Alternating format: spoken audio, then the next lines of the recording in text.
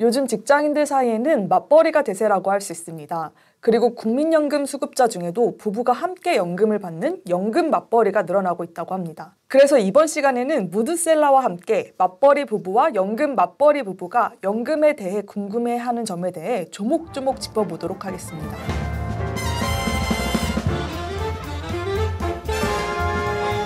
안녕하세요, 선생님. 선생님, 제가 가르친 바가 없고 제 소개하겠습니다. 안녕하세요. 당신의 노후 준비를 돕는 연금왕 무드셀러입니다. 요즘 젊은 부부들 사이에는 맞벌이가 대세라고 하는데요.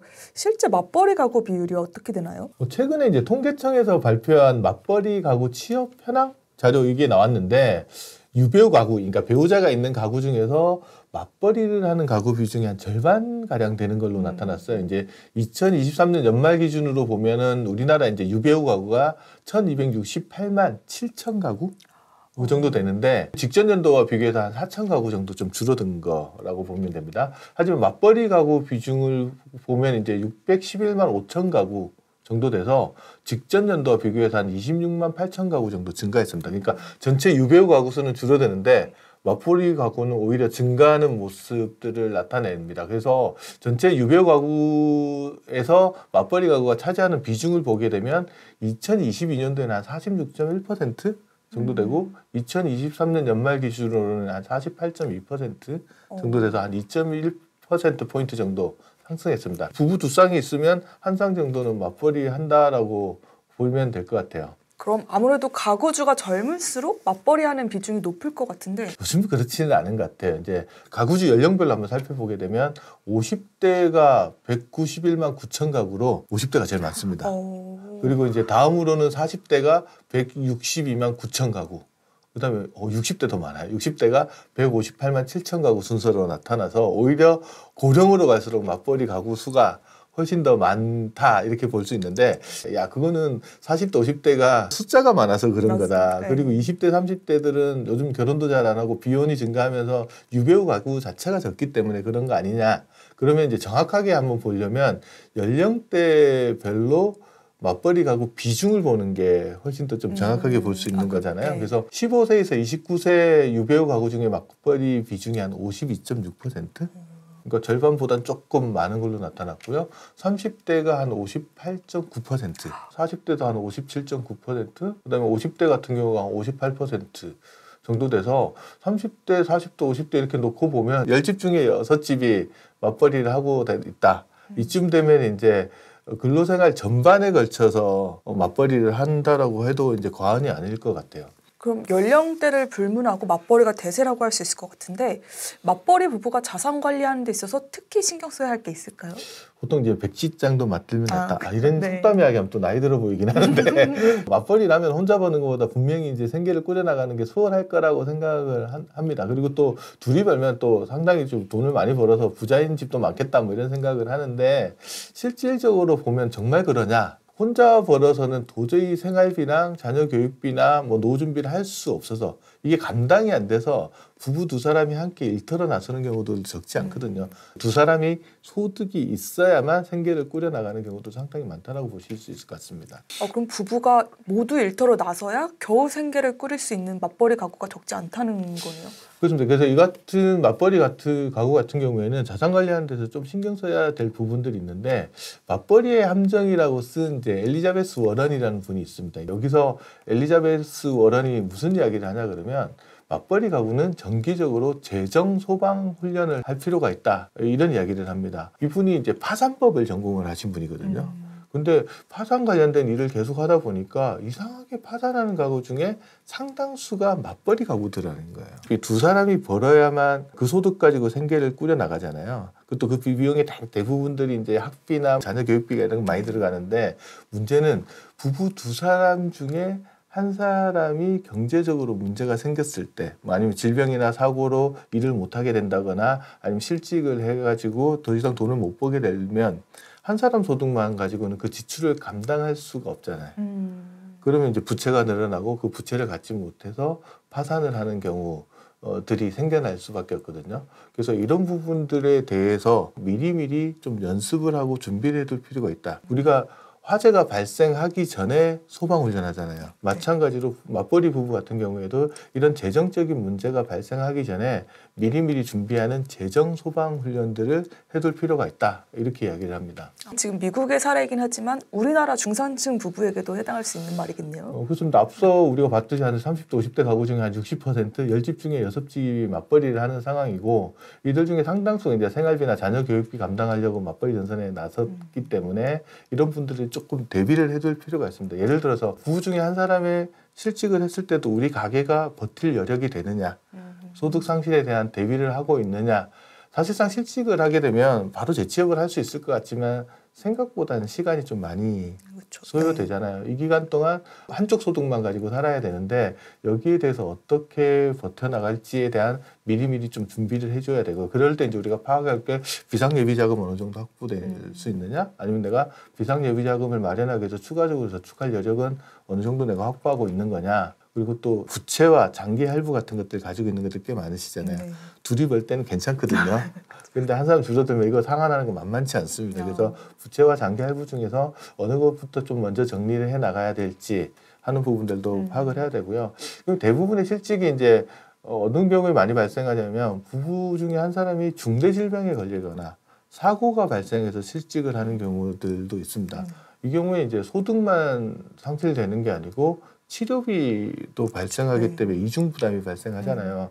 그래서 이제 맞벌이 부부가 좀 점검해봐야 될 거 중에 하나가 부부 중에 한 사람이 소득을 상실했을 때 이 소득을 보전해 줄 수 있을 만한 것들 질병으로 소득을 상실했다 그러면 정액보험 같은 것들이 있으면 소득 보전이 되잖아요. 그다음에 또 의료비 발생에 대해서 의료 실비를 보상해 줄 수 있는 실비 의료보험 같은 것들이 잘 준비되어 있는지 이런 것들을 통해서 이제 소방재정 훈련들을 정기적으로 좀 해보면서 우리 가족이 어디가 부족한지를 좀 체크해 볼 필요가 있는 것 같습니다. 그럼 이거 노후 준비는 어떤가요? 맞벌이를 하면 이제 부부가 모두 퇴직연금하고 국민연금을 받을 수 있어서 혼벌이에 비해서는 상대적으로 노후 준비가 수월할 수도 있을 것 같은데요. 보통 보면 직장에 다니시는 분들 같은 경우는 10년 이상 근무를 하면서 국민연금 보험료를 꾸준히 내면 노후에 노령연금을 받을 수 있거든요. 그러니까 맞벌이를 해서 부부 두 사람이 10년 이상 보험료 냈다 그러면 나중에 나이 들어서 부부 둘이 다 국민연금을 수령하니까 죽을 때까지 국민연금 연금은 나오잖아요. 그러니까 상대적으로 좀 수월하지 않나?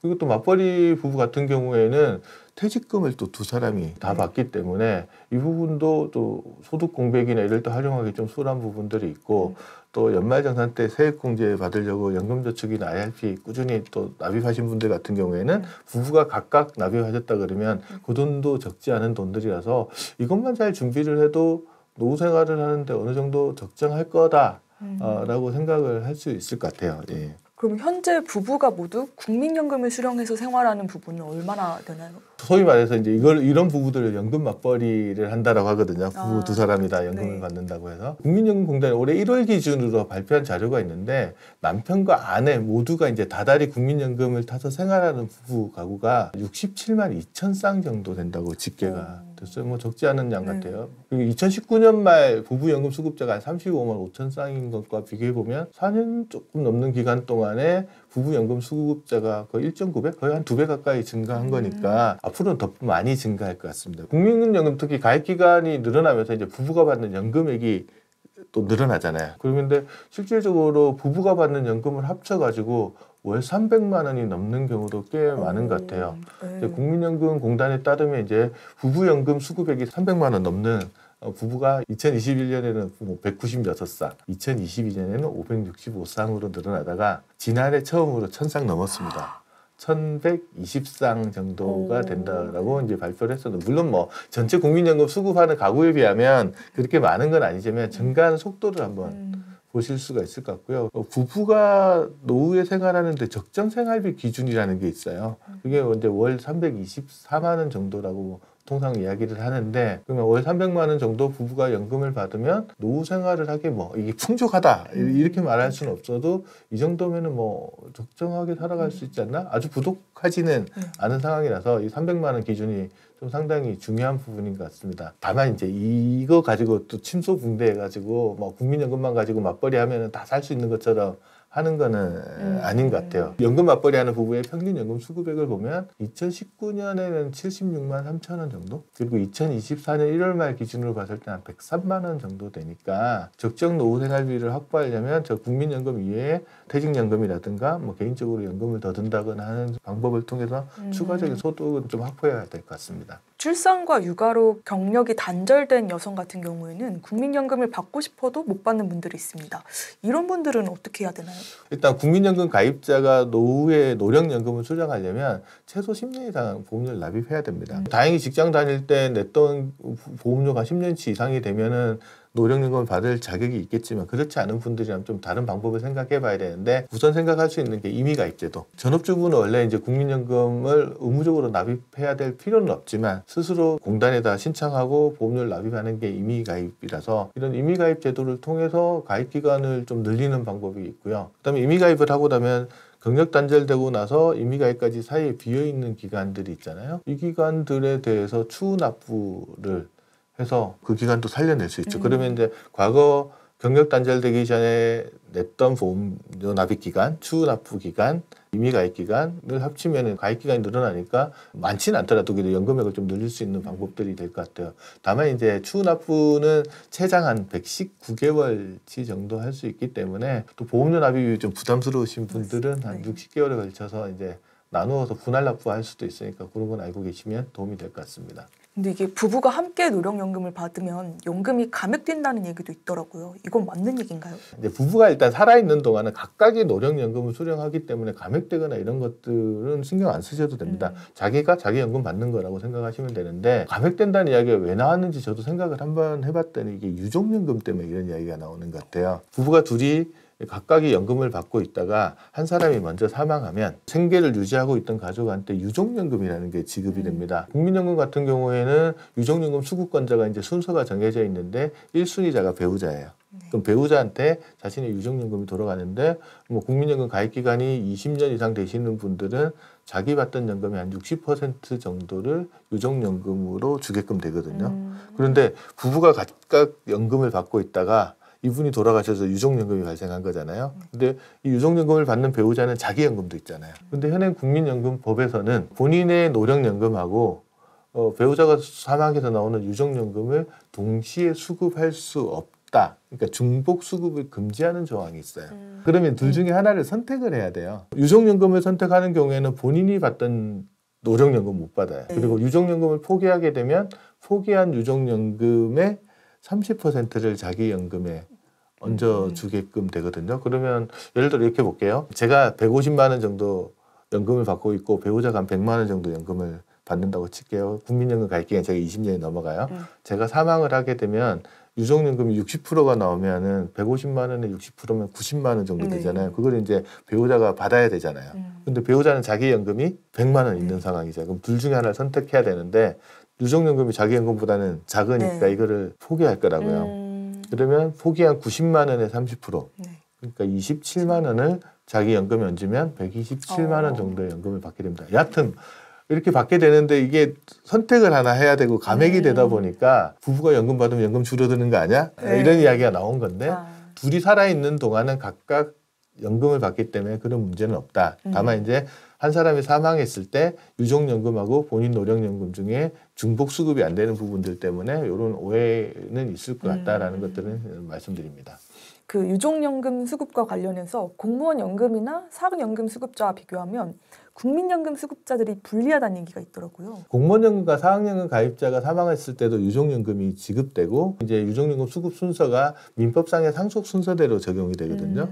민법의 상속 1순위가 직계 비속과 배우자, 그러니까 배우자랑 자녀가 수령하는데 자녀는 19세 미만인 자녀만 해당됩니다. 그래서 자녀가 이미 19세가 넘어간 경우에는 이제 배우자가 단독으로 수령합니다. 그러면 이 부분은 이제 배우자가 받는 것까지 이제 비슷하잖아요. 이제 금액의 문제인데 공무원연금이나 사학연금은 유족연금을 어느 정도 주냐면 가입 기간하고는 상관없이 60% 정도가 나옵니다. 국민연금은 가입 기간하고 관련이 있어요. 예를 들어서 국민연금 가입 기간이 10년이 안 되신 분이 사망했을 때는 받던 금액의 한 40% 정도.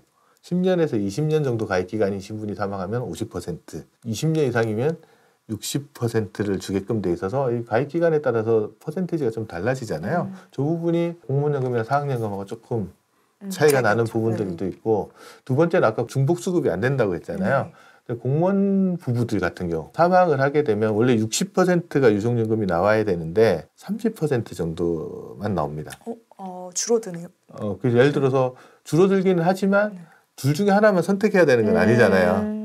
그러니까 상대적으로 이제 국민연금 받던 부부들에 비해서 공무원연금 받던 부분들 상대적으로 좀 더 많이 받을 수 있는 상황이 되다 보니까 형평성을 맞춰가는 방향으로 좀 조정을 해야 되지 않냐는 의견들이 많이 나오고 있는 것도 사실입니다. 그러면 본인은 공무원연금, 배우자는 국민연금인 경우는 어떻게 되나요? 이런 경우에 베스트 커플이라고 하는데 왜냐하면 공단이 다르잖아요. 그래서 서로 뭐 중복지급 이런 게 없습니다. 그냥 내가 받던 연금 받고 배우자의 유족연금도 그냥 받습니다. 저런 상황에서는 유족연금과 자기 연금들을 동시에 받을 수 있기 때문에 이게 보면 자기나 배우자의 직업이나 가입한 공적연금의 종류에 따라서 유족연금을 수급하는 방법이나 금액이 다 달라지잖아요. 그래서 사전에 좀 한번 점검을 해볼 필요가 있고, 배우자가 사망했을 때 나의 연금 소득원이 어떻게 달라지는지, 반대로 내가 사망했을 때 배우자가 받을 연금 소득이 어떻게 달라지는지도 한번 좀 크로스로 한번 체크해 볼 필요도 있는 것 같습니다. 요즘은 황혼이혼이 늘어나고 있다는데요. 부부가 함께 연금을 수령하다가 이혼을 하면 어떻게 되나요? 일단 뭐 각자가 연금 받고 있는 상황에서 이혼하면은 헤어지면 되기는 하는데 문제는 이제 상대방에 대해서 결혼 기간 동안 연금을 만드는데 내가 기여한 바도 있지 않아? 라고 할 수도 있잖아요. 그래서 상대방이 받는 연금에 내 기여한 분들을 돌려달라고 분할을 청구하는 제도가 있습니다. 조건은 어떻게 되냐 그러면 같이 연금 불입한 기간이 5년 이상 돼야 되고요. 상대방 배우자, 이혼한 배우자가 노령연금을 수급할 조건을 갖춰야 돼요. 그러니까 자기 연금 수급할 나이가 되고 10년 이상 보험료 납입하면 그 수급 조건이 되잖아요. 그리고 자기도 노령연금을 수급할 나이가 되면 이혼한 배우자가 받는 연금 중에서 내가 기여한 부분을 나눠달라고 청구를 하는 거죠. 예를 들어서 어떤 부부가 있는데 이혼한 배우자가 국민연금을 30년을 납입했다고 쳐볼게요. 그래서 150만 원의 연금을 받는데 나랑 같이 산 기간이 20년이에요. 그러면은 30년 중에 20년은 내가 기여한 부분이 분명히 있죠. 그럼 150만 원의 3분의 2면은 100만 원이 공동으로 만들어낸 거잖아요. 그 중에 절반, 한 50만 원 정도는 분할연금을 청구하면은 돌려받을 수 있는 거죠. 이제 일반적으로는 절반 정도가 청구를 하면 돌려받을 수 있는 거고, 법원의 판결이 있거나 아니면 양자 간의 합의가 있는 경우에는 그 분할 비율을 좀 조정을 할 수는 있습니다. 이게 부부가 함께 연금을 수령하는 부부들이 늘면서 요즘 은퇴한 부부들 사이에서도 연금 관리 방법에 변화가 일어나고 있다는데요. 현재 맞벌이 하는 부부들 잘 보시면 예전에는 맞벌이 부부들이라고 하더라도 남편이 받는 월급, 아내가 받는 월급 합쳐가지고 가계 재정을 공동으로 꾸려가는 가구들이 예전에는 많았었는데 요즘은 각자 도생합니다. 내 월급 있고 배우자 월급 있고 그다음에 부부가 공동으로 생활하는 데 들어가는 비용은 따로 공동비용이라 해서 떼서 거기서 공동생활비 쓰는 경우들이 되게 많거든요. 일반적으로 그래서 재정을 잘 통합하지 않는 게 요즘 맞벌이 부부들 추세예요. 근데 이제 앞으로 퇴직을 하고 노령연금을 수급한다고 해볼게요. 그렇게 살던 부부가 나중에 연금을 통합할까요? 아니요. 그쵸. 여태껏 자기 생활비 딱딱 나눠 쓰고 있었기 때문에 마찬가지로 연금도 내 연금이 있고 배우자 연금이 있는 거예요. 그래서 거기서 또 생활비 필요한 만큼 떼가지고 이렇게 나눠 쓸 거라서 이제 각자 연금의 시대가 또 시작된 거 아니냐. 그래서 맞벌이 가구의 세태 변화가 나중에 연금 수령하는 연금 맞벌이 부부에도 자산관리 방식, 소득관리 방식의 변화로 이어지지 않을까라는 생각을 합니다. 그래서 내 연금이 얼마이냐, 부부가 함께 받는 연금도 중요하지만 그 부분을 잘 해서 그걸 키워나가는 게 좋을 것 같습니다. 네, 오늘은 연금 맞벌이에 대해 알아봤습니다. 앞으로도 노후 준비와 관련된 다양한 이슈들 집중적으로 분석해서 알기 쉽게 전달드리겠습니다. 오늘 내용이 마음에 드셨다면 구독, 좋아요 눌러주세요. 안녕. 은퇴 준비하면서 궁금한 점이 있다면 댓글로 알려주세요. 무드셀러가 답변해드립니다.